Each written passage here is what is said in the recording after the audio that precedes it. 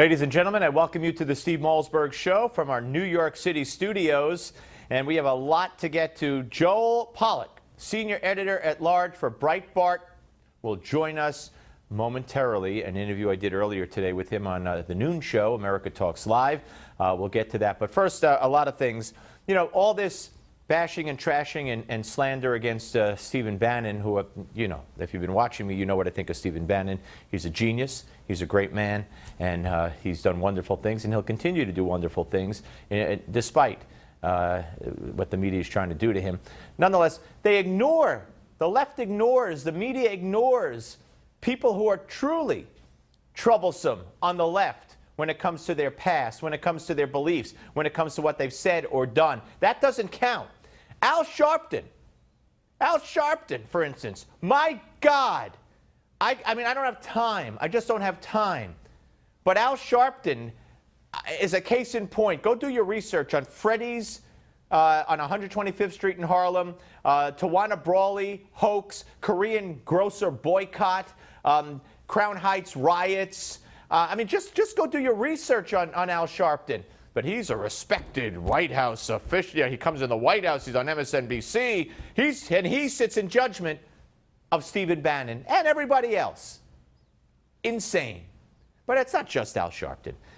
Congressman Keith Ellison, Minnesota, could be the next head of the DNC. The media loves him. But he's got problems, big problems. Let's watch this. Prominent Jewish leaders telling me they are upset with Schumer for backing Ellison, who's been highly critical of Israel. They recite a litany of concerns. Ellison, the first Muslim in Congress, worked to insert pro-Palestinian anti-Israel planks into the Democratic Party platform. It was stopped by the Clinton people. On a trip to Israel last summer, Ellison posted this photo, a sign in Hebron declaring Israel to be an apartheid state. He reportedly defended Nation of Islam leader Louis Farrakhan against accusations of being anti-Semitic. Reportedly a long affiliation with the Nation of Islam until he ran for election, I think, in '06. That was nice that he posted on social media a sign accusing Israel of being an apartheid state, pro-Palestinian language into the platform for the Democrats, taken out by the Clintons. But the media has no problem with that because they agree with all that. So he's fine. It's other people who are anti-Semitic when there's no proof of it. But that's not all. Let's look at this story written, I believe this is a Fox News story from from a couple of days ago.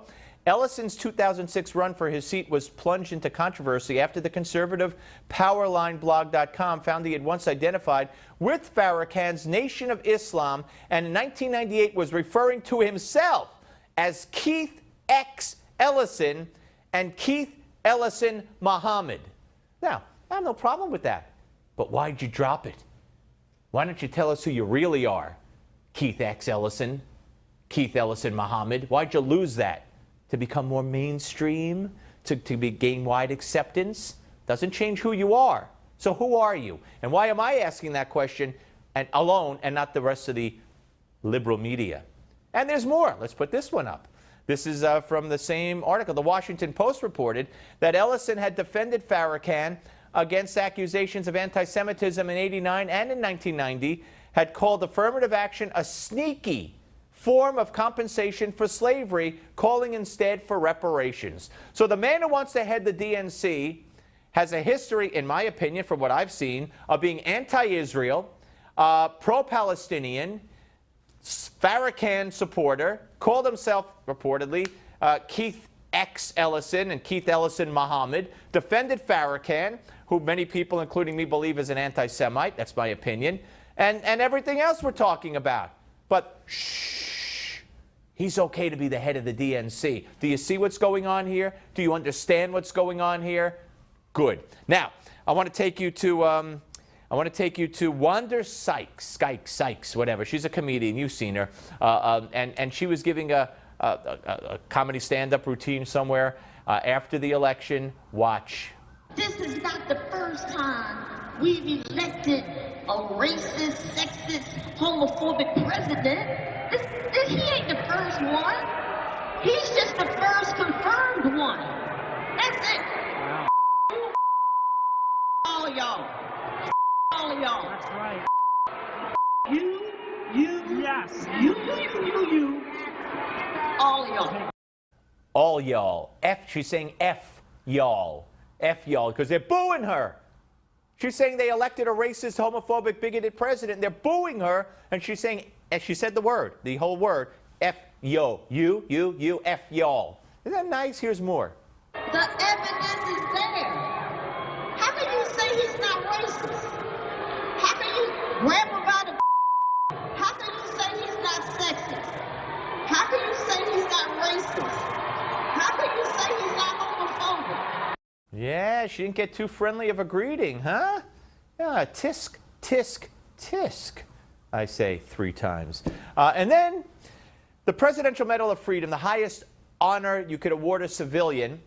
On his way out the door, President Obama has a list, including Vince Scully, the great Dodgers announcer, great man. Tom Hanks, great actor. Bruce Springsteen and Robert De Niro are going to the White House to get the highest possible civilian award that you could get. So what's wrong with that, you ask? Look at Bruce Springsteen right before the election in Germany. He's on stage in Germany. You see the signs out there? We blurred the first one. It says the F word, Trump. And then Bruce loved it so much, he asked the guy to give him the sign. So American Bruce Springsteen in Germany can hold up the F Trump sign. That's a great American. He deserves the highest civilian honor you could get, don't you think? Good job, Barack Obama. And then there's Robert De Niro. It makes me so angry that this country has gotten to this point, that this fool, this bozo, has wound up where he has. He talks how he wants to punch people in the face. Well, I'd like to punch him in the face. You're a sick man, based on what I'm hearing here, Mr. De Niro. I hope you get therapy for it. You certainly don't deserve a medal for it. But we have a president who, at his core, has his own set of values. And apparently, someone, a high-profile American, saying F Trump overseas, and someone who's saying they want to punch the president-elect in the face, is okay with this president, because that's who he is. Make no mistake about it. Now, earlier on America Talks Live, I hope you're watching me every day at noon Eastern Time, right here on Newsmax TV. One of my guests, Joe Pollack, senior editor-at-large for Breitbart. And we talked about the attacks that Stephen Bannon has come under. And I said, among other things, the first question to him was, you know, Joel, look what they're doing to Stephen Bannon with no facts. It's slander. And it can happen to any one of us. Any one of us. I said, who's next? Well, this is the playbook for the left. I mean, it's not a question of whether we'll be next. It's a question of when. This is how they deal with all opponents. This is how they respond to successful conservatives or successful opposition, even from Democrats. I mean, look at what they did to Bernie Sanders and the Bernie National Convention. You know, it was fun covering that convention because for the first time I had left-wing sources leaking all kinds of stuff to Breitbart because they could see just how awful the party was behaving. In parts of the convention hall at the Wells Fargo Arena, it turned out the lights so that you wouldn't be able to see Bernie Sanders delegates protesting or holding signs. So the next day, the Bernie Sanders delegates showed up in glow-in-the-dark T-shirts so that you couldn't avoid them. But the point is, this is what they do to you when you pose a political threat. And in this case, it's particularly ugly. It is particularly ugly. And, you know, this premise that he's an anti-Semite and the example that they use that Breitbart is anti-Semitic, the site, of course, is this one story, which they don't tell you was written. We have the headline. We're putting the headline up, and I put the headline up over and over because every left-wing media nut job puts this up. Bill Kristol, Republican spoiler, renegade Jew. Joy Behar said yesterday, why'd they have to say the Jew in the headline? Well, first of all, the whole story is about that. But secondly, I had on David Horowitz yesterday. David Horowitz, Jew, wrote the piece. There's no more conservative defender of Judaism than David Horowitz. And he wrote the headline. And he didn't write it for Breitbart, did he?